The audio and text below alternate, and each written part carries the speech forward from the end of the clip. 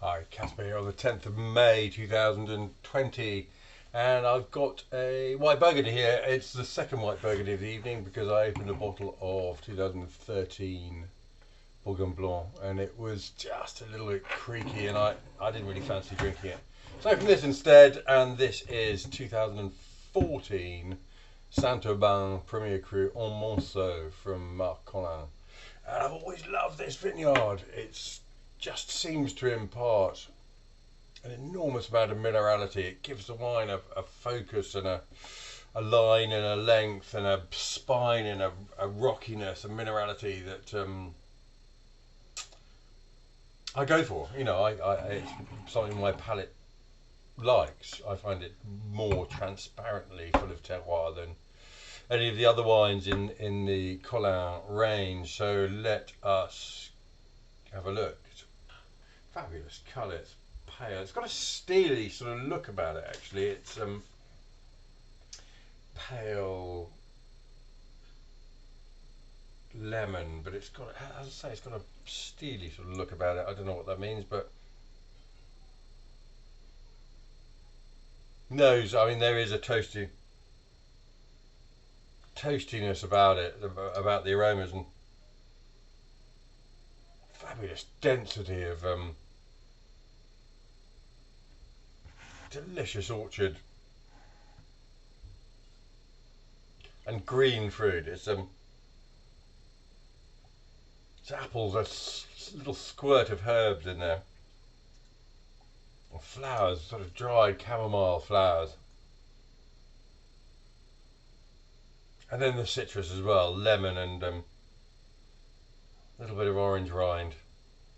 It smells fabulous. It's got super definition. It's really there's no breadth to it. It's very sort of direct and smells lively. Let's give it a go.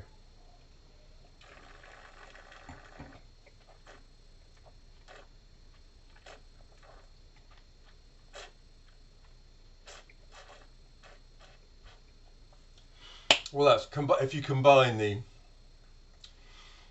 terroir of the vineyard with the vintage 14, you end up with something that's almost sort of Chablis-like in terms of its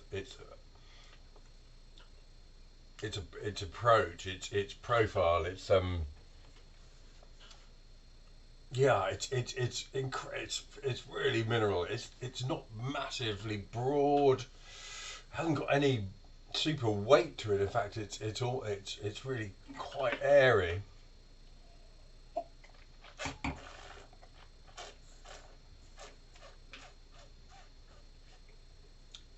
Has that slightly toasted quality again, but then this sort of crushed rock powder minerality builds. Again, not amounting to anything vastly mouth-filling, but it just stretches the palate out. It's a very long thing, and the longer it goes on, the more sort of chalky that texture becomes. Lemon rapier acidity. It's a bit of a whip of a wine, actually. Somewhere between Cordon Charlemagne and Grand Cru Chablis. It's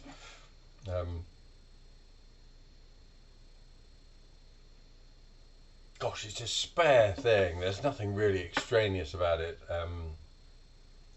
And I wonder whether a lot of people would prefer perhaps more generous soils in a vintage like 14, which was inherently sort of quite lean and focused and direct. So combine that with Montceau and you get something that's really, as I say, spare and very, very focused without great weight to it. It's I love it. You know, I think if you like a soil, a vineyard, if you follow it every vintage, you get to know it, because vintage is part of terroir and how that soil and exposition and whatever else is affected by vintage growing conditions. it's fascinating, and I think you get to know the terroir the better. I think this may be a little bit lean for some people.